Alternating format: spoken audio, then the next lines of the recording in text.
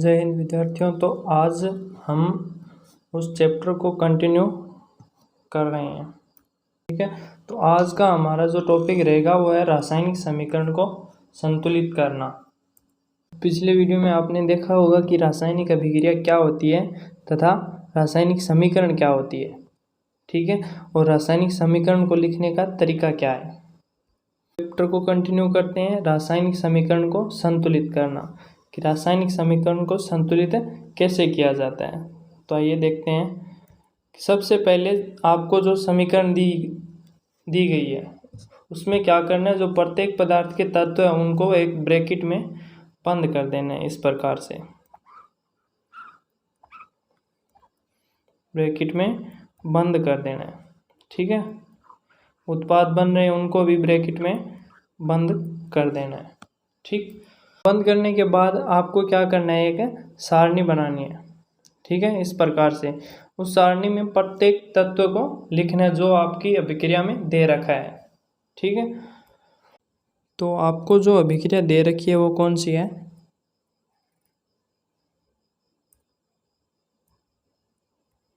वो है Fe plus H2O। अभिक्रिया को आगे बढ़ाने का क्रम उत्पाद के रूप में बन रहा है Fe3O4। अर्थ होता है आयरन। Fe का अर्थ होता है आयरन।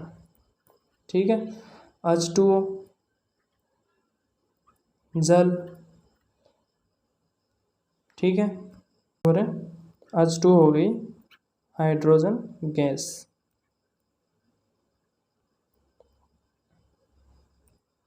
अभिक्रिया में आपको जितने भी तत्व दे रखे हैं उनको क्रमबद्ध सारणी में लिखना है। जैसे देखिए यहाँ पर क्या है, Fe है, Fe यानी आयरन। तो मैंने यहाँ पर आयरन लिख दिया, यहाँ पर आयरन लिख दिया। ठीक है, दूसरा तत्व कौन सा है, हाइड्रोजन है। कहाँ पर है, ये रही। तो हाइड्रोजन को भी लिखना है, तो हाइड्रोजन को भी लिख दिया। ठीक है, अब अगला कौन सा तत्व है, ऑक्सीजन। तो ऑक्सीजन को भी लिख देंगे, ये रहा। तो अब आपको क्या करना है, आपको उस तत्व को सबसे पहले संतुलित करना है जो संख्या में सर्वाधिक है। तो देखिए संख्या में सर्वाधिक कौन है, यहाँ पर आयरन कितना है, 1। हाइड्रोजन कितने हैं, अभिकारक में देखिए आयरन कितना है, 1। ठीक है, हाइड्रोजन 2 है, ऑक्सीजन 1 है। ठीक है, तो हम पहले लिख लेंगे कि अभिकारक में तत्वों की संख्या कितनी है और उत्पाद में तत्वों की संख्या कितनी है। तो देखिए यहाँ पर आयरन की संख्या कितनी है, यहाँ पर आयरन कितना है, 1। तो आपको सारणी में भी लिखना है अभिकारक कितने, 1। ठीक है, सारणी में आपने भी लिख दिया कि अभिकारक की तरफ आयरन है जो 1 है। अब दूसरा तत्व कौन सा है, हाइड्रोजन। तो यहाँ पर देखिए हाइड्रोजन कितने हैं, अभिकारक की तरफ 2। तो हमें भी सारणी में कितने लिखने हैं,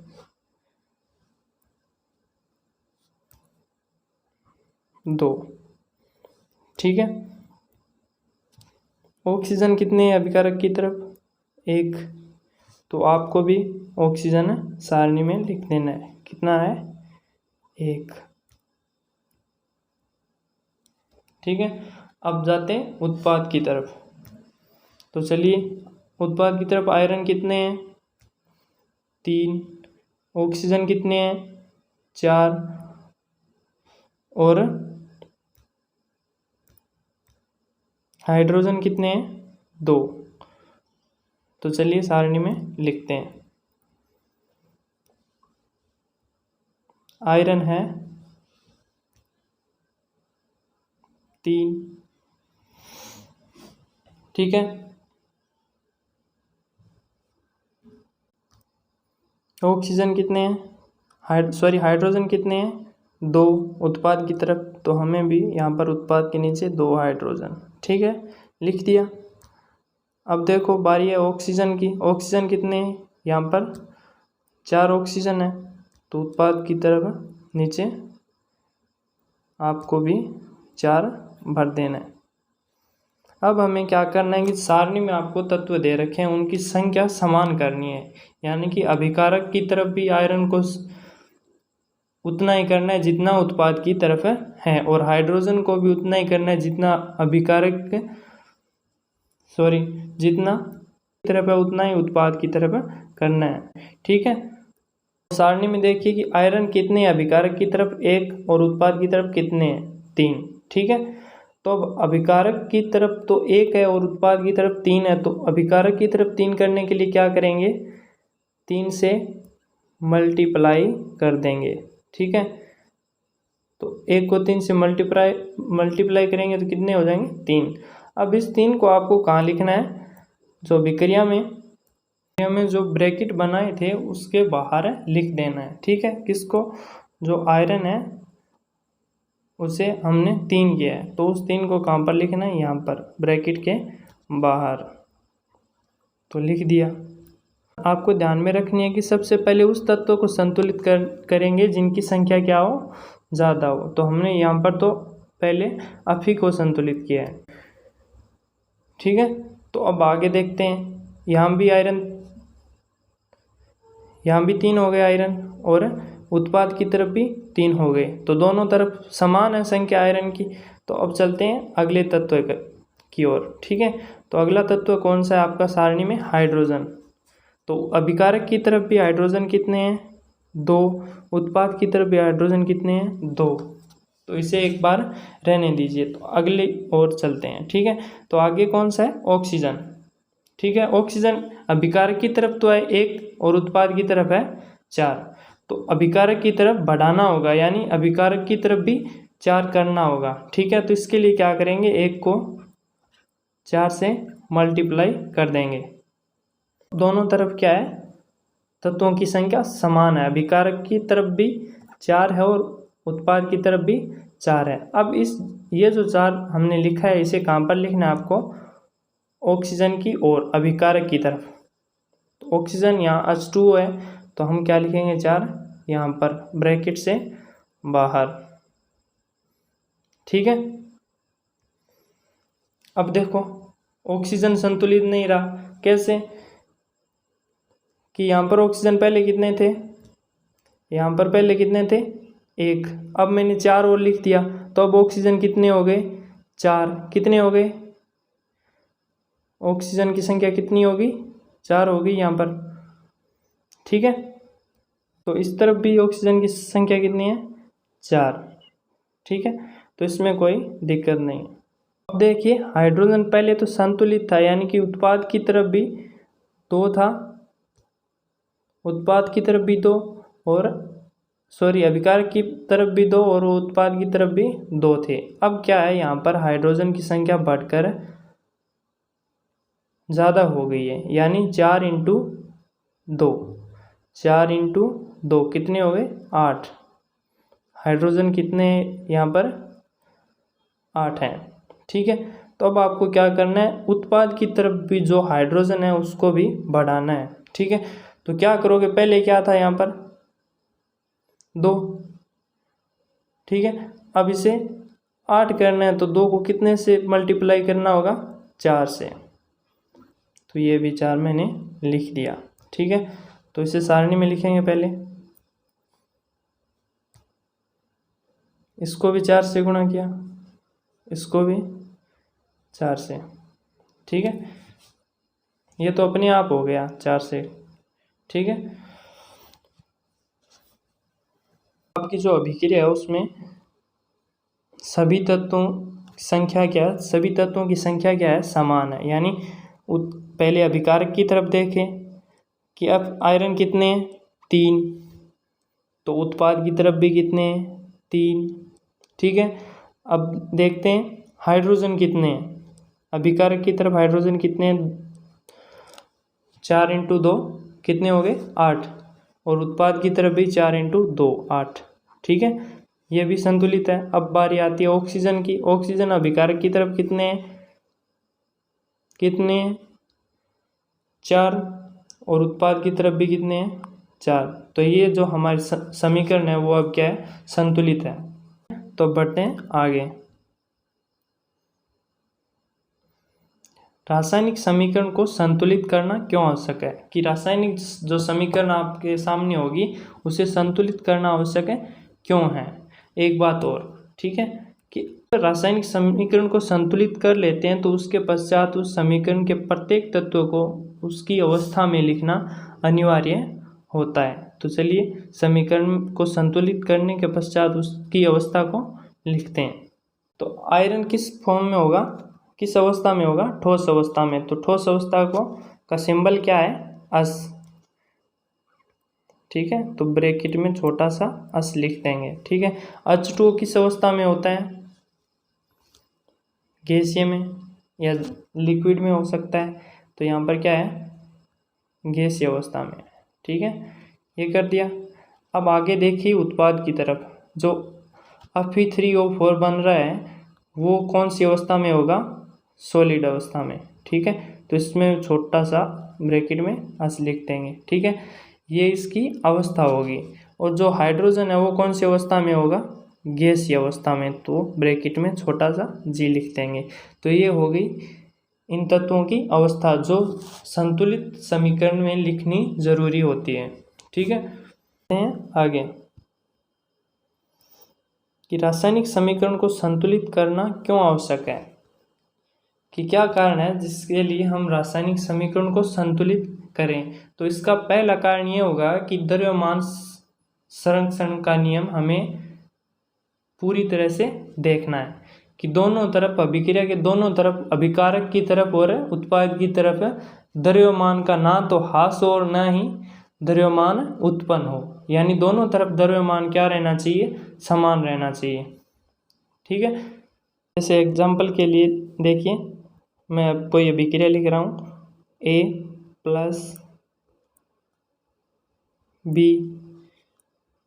एरो अभिक्रिया की दिशा को दर्शाता है, उत्पाद बनेगा आपका AB। तो देखिए इसमें जितना द्रव्यमान इस तरफ है अभिकारक की तरफ, ये हो गया अभिकारक, इस तरफ है उतना ही कहाँ होना चाहिए, उत्पाद की तरफ, ठीक है। इसलिए रासायनिक समीकरण को संतुलित करना आवश्यक होता है, ठीक है।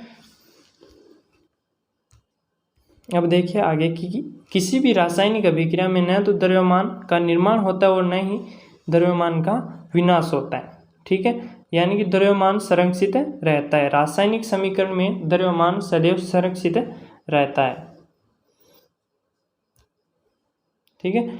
अगला है निष्कर्ष। तो इससे क्या निष्कर्ष प्राप्त होता है, रासायनिक अभिक्रिया के अभिकारक एवं उत्पाद प्रत्येक पदार्थों के परमाणुओं की संख्या बराबर होनी चाहिए। यानी कि रासायनिक अभिक्रिया में अभिकारक की तरफ और उत्पाद की तरफ दोनों में परमाणुओं की संख्या समान होनी चाहिए। तो देखिए इसके लिए भी एक एग्जाम्पल लेते हैं, A+, A2+,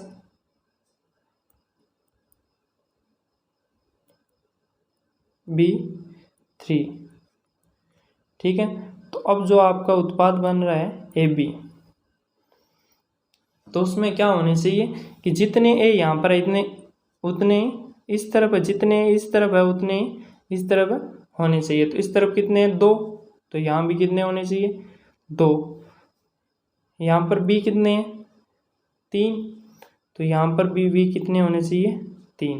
कहने का मतलब है अभिकारक और उत्पाद दोनों की तरफ तत्वों के परमाणुओं की संख्या बराबर होनी चाहिए, ठीक है। ये जो टॉपिक था आपका रासायनिक समीकरण को संतुलित करना, ये हो चुका है कंप्लीट। अब अगला टॉपिक है आपका रासायनिक अभिक्रिया के प्रकार, कि रासायनिक अभिक्रिया कितने प्रकार से संपन्न होती है। तो पहला प्रकार है आपका संयोजन अभिक्रिया। कौन सा है, संयोजन अभिक्रिया।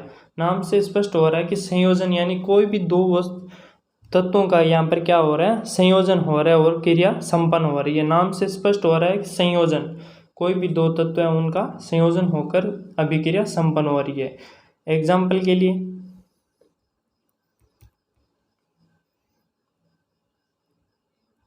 हाइड्रोजन है H2+O, ये दो हो गए तत्व। ये दोनों संयोग कर कर एक एकल उत्पाद बना रहे हैं। कौन सा? H2O। ठीक है, तो ये हो गई संयोजन अभिक्रिया, यानी कि दो तत्व है वो संयोग कर एक एकल उत्पाद बना रहे हैं। ठीक है, तो अब आपको एक क्रियाकलाप दे रखा है जिसमें क्या करना है आपको, आप घर पर देख सकते हो कि एक बीकर में ले या कोई भी बर्तन हो, उसमें कैल्शियम ऑक्साइड यानी कि बुझा हुआ चूना, ठीक है,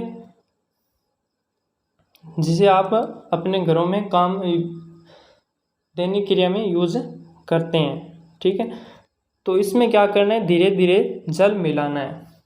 ठीक है, अब इस बीकर को स्पर्श करना है आपको। ठीक है, तो आपको स्पर्श कर पता लगाना है कि क्या कोई इसके तापमान में परिवर्तन हुआ है या नहीं।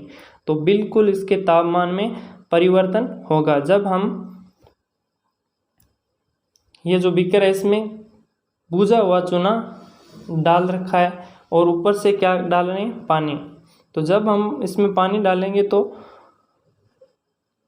हुआ चूना है बिना बुझा हुआ चूना है वो जल के साथ अभिक्रिया करता है और बुझे हुए चूने में परिवर्तित हो जाता है और कुछ मात्रा में ऊष्मा उत्पन्न करता है, जिससे ये जो बर्तन है या बीकर है वो गर्म हो जाता है। तो स्पर्श करने पर हमें गर्म प्रतीत होता है।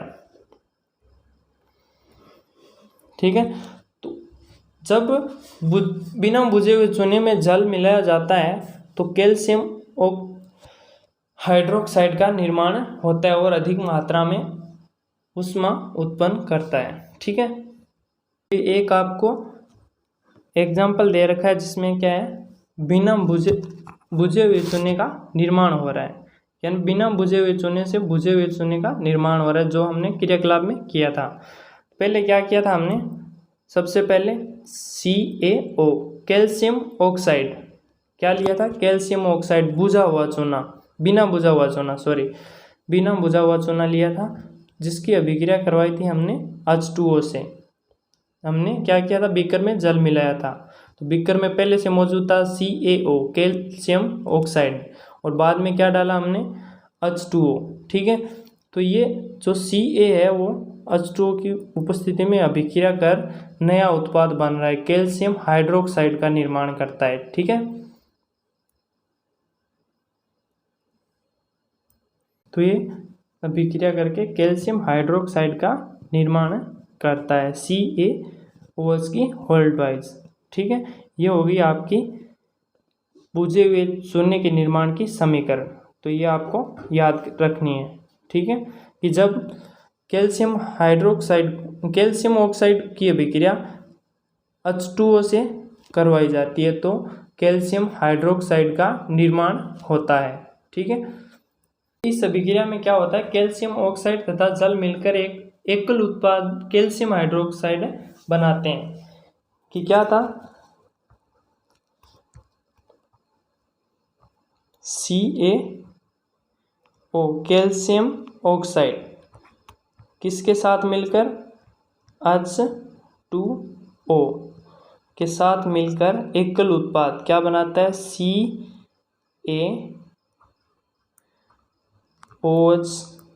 की होल्ड वाइज।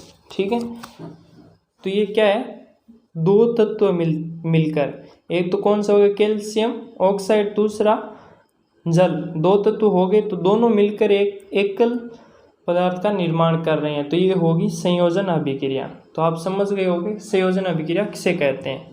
तो देखिए परिभाषा, संयोजन अभिक्रिया, इस अभिक्रिया में दो या दो से अधिक अभिकारक मिलकर एक एकल उत्पाद बनाते हैं, संयोजन अभिक्रिया कहलाती है।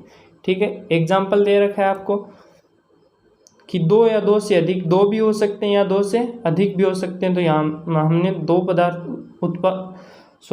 तत्व लिए हैं, पहला है A, दूसरा है B, दोनों मिलकर किसका निर्माण कर रहे हैं, C का। उत्पाद सी का निर्माण कर रहे हैं। तो अभिक्रिया में लिखा है 2 या 2 से अधिक, 2 भी हो सकते हैं या 2 से अधिक भी हो सकते हैं, वो मिलकर क्या करते हैं, एक एकल उत्पाद का निर्माण करते हैं। ठीक है, तो अब कुछ उदाहरण दे रखे हैं संयोजन अभिक्रिया के, जैसे कोयले का दहन। ठीक है, कोयला क्या होता है, कार्बन। ठीक है, कोयला क्या होता है, कार्बन। ठीक है, तो कार्बन का प्रतीक क्या हो गया, सी। कार्बन कौन सी अवस्था में होता है, सॉलिड अवस्था, ठोस अवस्था में होता है, तो अस लिख रखा है।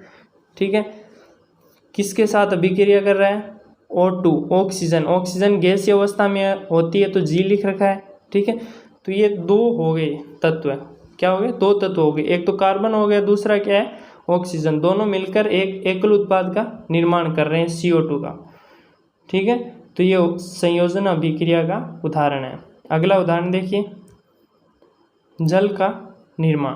तो जल का निर्माण कैसे होता है, तो जल में भी एक तो हाइड्रोजन होता है, ठीक है, एक तत्व कौन सा होता है, ऑक्सीजन। तो दोनों मिलकर क्या कर रहे हैं, एक एकल उत्पाद का निर्माण कर रहे हैं। तो ये भी क्या है, संयोजन अभिक्रिया का उदाहरण है। तो आज के लिए बस इतना ही, धन्यवाद।